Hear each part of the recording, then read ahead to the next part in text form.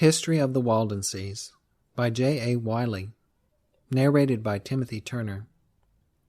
Chapter 18. Condition of the Waldenses from 1690. With this second planting of the Vaudois in their valleys, the period of their great persecutions may be said to have come to an end. Their security was not complete, nor their measure of liberty entire. They were still subject to petty oppressions. Enemies were never wanting to whisper things to their prejudices. Little parties of Jesuits would from time to time appear in their valleys, the forerunners, as they commonly found them, of some new and hostile edict.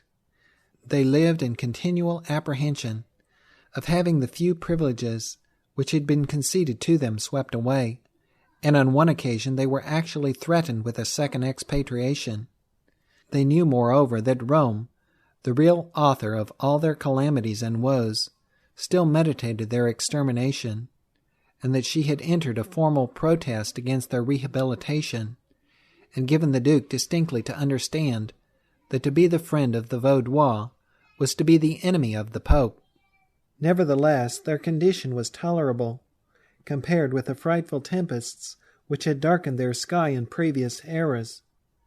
The Waldenses had everything to begin anew. Their numbers were thinned. They were bowed down by poverty. But they had vast recuperative power, and their brethren in England and Germany hastened to aid them in reorganizing their church, and bringing once more into play that whole civil and ecclesiastical economy which the exile had so rudely broken in pieces. William III of England incorporated a Vaudois regiment at his own expense, which he placed at the service of the Duke, and to this regiment it was mainly owing that the Duke was not utterly overwhelmed in his wars with his former ally, Louis XIV. At one point of the campaign, when hard pressed, Victor Amadeus had to sue for the protection of the Vaudois, on almost the very spot where the deputies of Giannovello had sued to him for peace, but had sued in vain. In 1692 there were 12 churches in the valleys, but the people were unable to maintain a pastor to each. They were ground down by military imposts. Moreover, a peremptory demand was made upon them for payment of the arrears of taxes which had accrued in respect of their lands during the 3 years they had been absent, and when to them there was neither seed time nor harvest. Anything more extortionate could not be imagined. In their extremity, Mary of England, the consort of William III, granted them a royal subsidy to provide pastors and schoolmasters, and this grant was increased with the increased number of parishes, till it reached the annual sum of £550, a collection which was made in Great Britain at a subsequent period, 1770, permitted an augmentation of the salaries of the pastors. This latter fund bore the name of the National Subsidy, to distinguish it from the former, the Royal Subsidy. The States General of Holland followed in the wake of the English sovereign, and made collections for salaries to schoolmasters, gratuities to superannuated pastors, and for the founding of a Latin school. Nor must we omit to state that the Protestant cantons of Switzerland appropriated bursaries to students from the valleys at their academies, 1 at Basel, 5 at Lausanne, and 2 at Geneva. The policy of the court of Turin toward the Waldenses changed with the shiftings in the great current of European politics. At one unfavorable moment, when the influence of the Vatican was in the ascent, Henry Arnaud, who had so gloriously led back the Israel of the Alps to their ancient inheritance, was banished from the valleys, along with others, his companions in patriotism and virtue, as now in exile. England, through William, sought to draw the hero to her own shore, but Arnaud retired to Schoenberg, where he spent his last years in the humble and affectionate discharge of the duties of a pastor among his expatriated countrymen, whose steps he guided to the heavenly abodes, as he had done those of the brethren to their earthly land. He died in 1721, at the age of 80 years. The century passed without any very noticeable event. The spiritual condition of the Vaudois languished. The year 1789 brought with it astounding changes. The French Revolution rang out the knell of the old times, and introduced amidst those earthquake shocks that convulsed nations, and laid thrones and altars prostrate, a new political age. The Vaudois once again passed under the dominion of France. There followed an enlargement of their civil rights, and an amelioration of their social condition. But unhappily, with the friendship of France, came the poison of its literature, and Voltairism threatened to inflict more deadly injury on the Church of the Alps than all the persecutions of the previous centuries. At the Restoration, the Waldenses were given back to their former sovereign, and with their return to the House of Savoy, they returned to their ancient restrictions, though the hand of bloody persecution could no more be stretched out. The time was now drawing near when this venerable people was to obtain a final emancipation.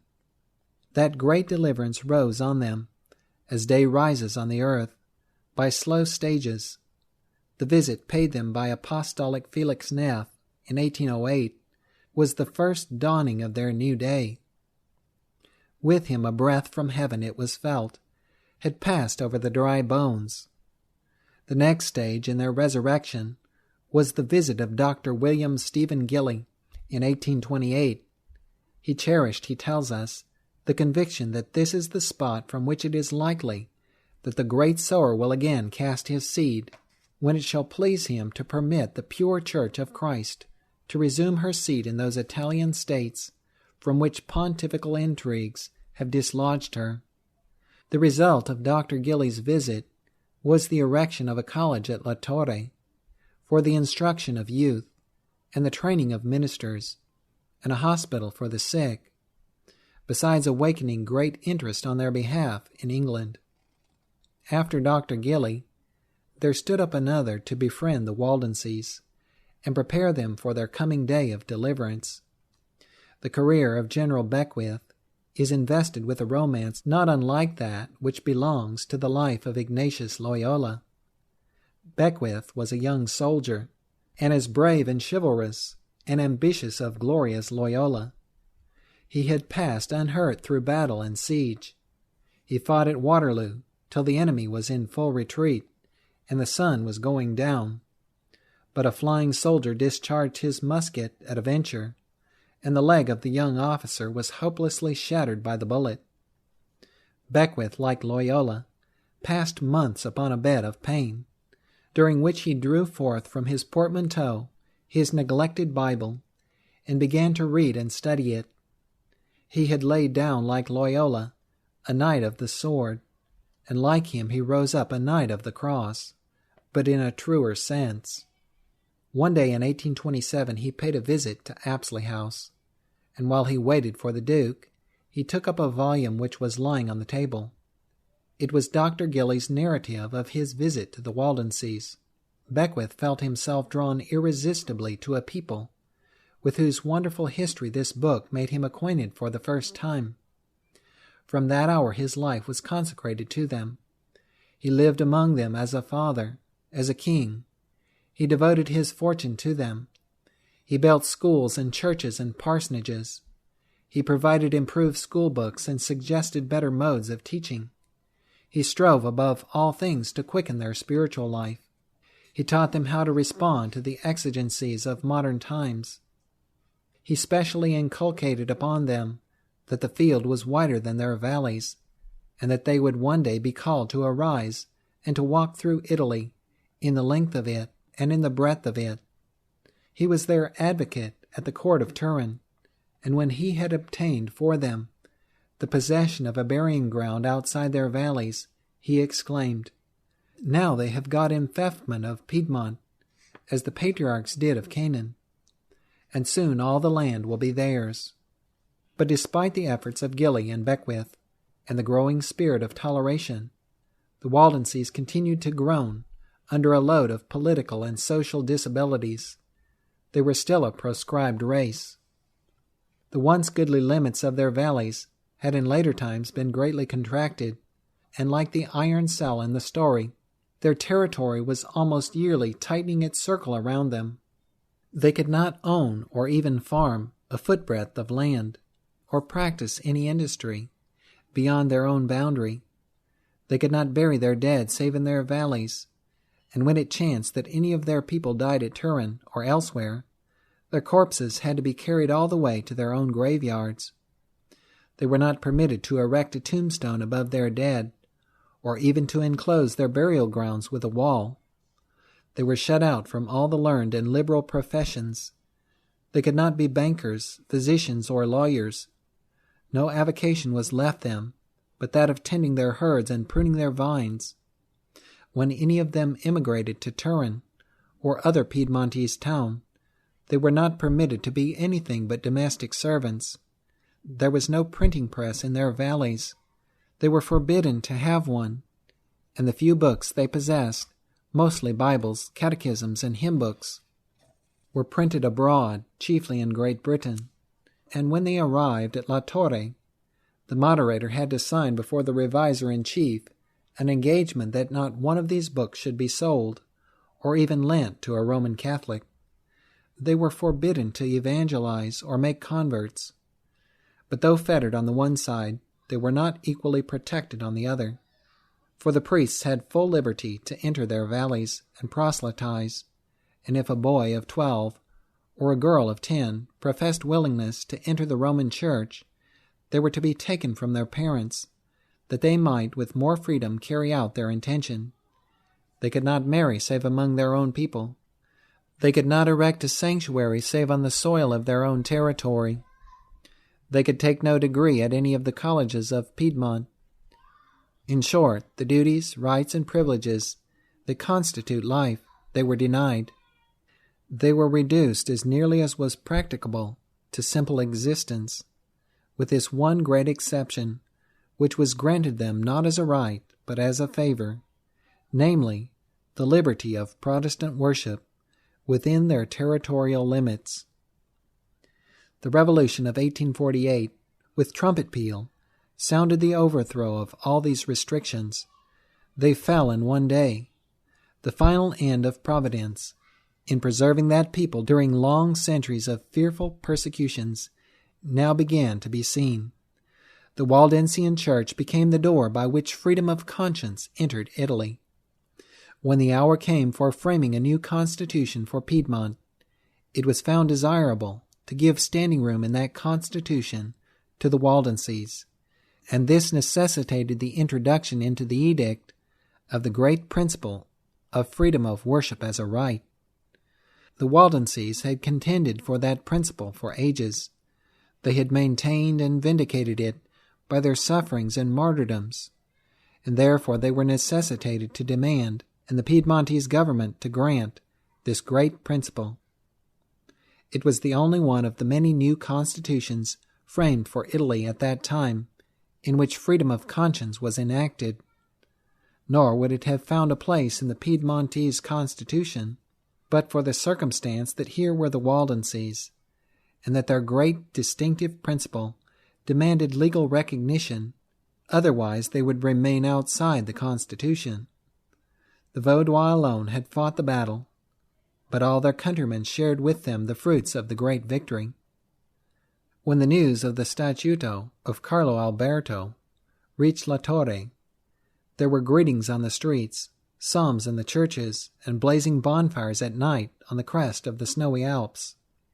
At the door of their valleys, with lamp in hand, its oil unspent, and its light unextinguished, is seen, at the era of 1848, the Church of the Alps, prepared to obey the summons of her heavenly King, who has passed by in earthquake and whirlwind, casting down the thrones that of old oppressed her, and opening the doors of her ancient prison.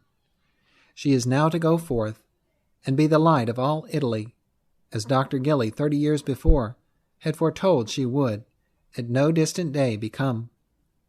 Happily, not all Italy as yet, but only Piedmont was open to her. She addressed herself with zeal to the work of erecting churches and forming congregations in Turin and other towns of Piedmont. long a stranger to evangelistic work, the Vaudois Church had time and opportunity thus given her to acquire the mental courage and practical habits needed in the novel circumstances in which she was now placed. She prepared evangelists, collected funds, organized colleges and congregations, and in various other ways perfected her machinery in anticipation of the wider field that Providence was about to open to her. It is now the year 1859, and the drama which had stood still since 1849 begins once more to advance. In that year, France declared war against the Austrian occupation of the Italian peninsula. The tempest of battle passes from the banks of the Po to those of Adige, along the plain of Lombardy, rapid, terrible, and decisive as the thundercloud of the Alps, and the Tedeschi retreat before the victorious arms of the French. The blood of the three great battles of the campaign was scarcely dry before Austrian Lombardy, Modena, Parma, Tuscany, and part of the Pontifical States had annexed themselves to Piedmont, and their inhabitants had become fellow citizens of the Waldenses.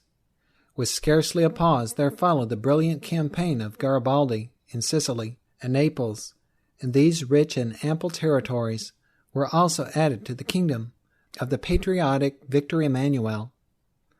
We now behold the whole of Italy, one little spot excepted, the greatly diminished states of the Church, comprehended in the kingdom of Piedmont, and brought under the operation of the Constitution, which contained in its bosom the beneficent principle of freedom of conscience.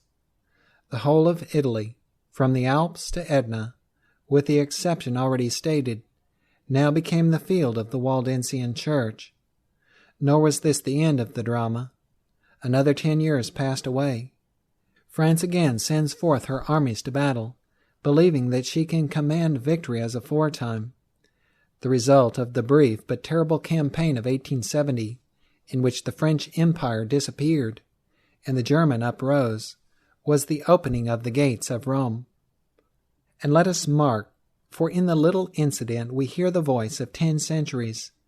In the first rank of the soldiers, whose cannon had burst open the old gates, there enters a Vaudois colporteur with a bundle of Bibles. The Waldenses now kindle their lamp at Rome, and the purpose of the ages stands revealed.